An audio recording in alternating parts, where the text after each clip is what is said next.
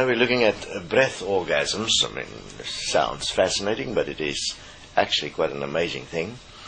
When you're dealing with the sexual addiction, you'll obviously find that you will have dreams, and in your dreams you will end up fucking in strange ways, having orgies, all kinds of stuff that is sexually based. And if you look at the practicality of it in the physical, it is like impossible. You can't do the kind of stuff you can do in your dreams. That's why it's called dreams. So make sure that your waking dream, that means when you're aware and thinking, is not like your sleeping dream, which is like impossible in the physical, because then you are not only having a dream world, you also have a possessed world. Now, on a breath orgasm, as when I was facing this point, I would breathe. The point is building up physically within, and you are now feeling like you need an orgasm, you want to masturbate. And then, if you don't, a knot is formed, because you are not masturbating, so you're forming knots in your body, which is quite uncomfortable, in the neck and the shoulders, all kinds of places you're forming knots. It turns into pains, great physical discomfort. So I started looking at the whole point. It's really simplistically, what is really going on is that you are building up energy that is forming like it forms, comes together at specific points in your body, which you experience then as physical points that makes a physical knot in the muscles.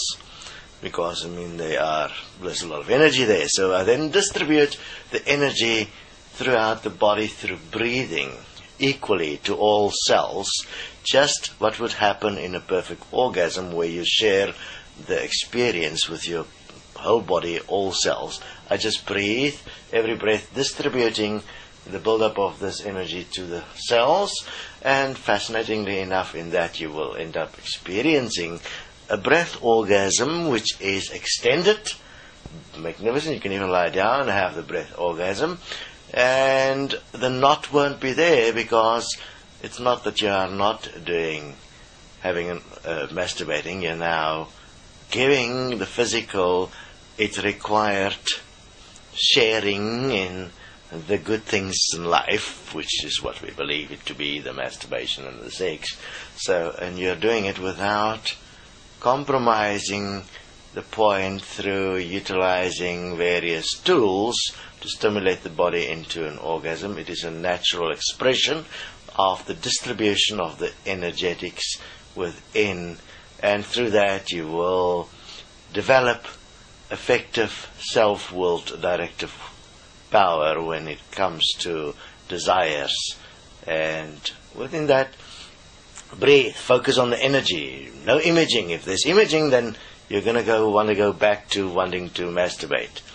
You've got to focus on just distributing the energy equally. And in that, while you're at it, have a meeting with your body, with all your cells, in which you're thanking all the cells for their cooperation and making your experience possible. You do forgiveness on the points where you have not considered all of them equally, and you'd have like a nurturing meeting, where you just come to an agreement in terms of your process again to become effectively self-willed as life equally here. And you start that with an equal relationship that you develop within yourself and all your cells as one, as equal here, because each one of your cells in itself is also an individual. So unless you can get that relationship sorted out, you're going to be in conflict, and eventually your cells will reject you as the master consciousness of this greater entity universe, which is the physical body. So the breath orgasm is a wonderful tool in which you can develop effective communication with your physical body without masturbating. Okay, you're now actually master breathing, which is a different form of masturbation. Quite fascinating.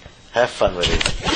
Takes a while, but it is quite easy to get if one look at the simple mathematics of the distribution of the energy equal to all your cells.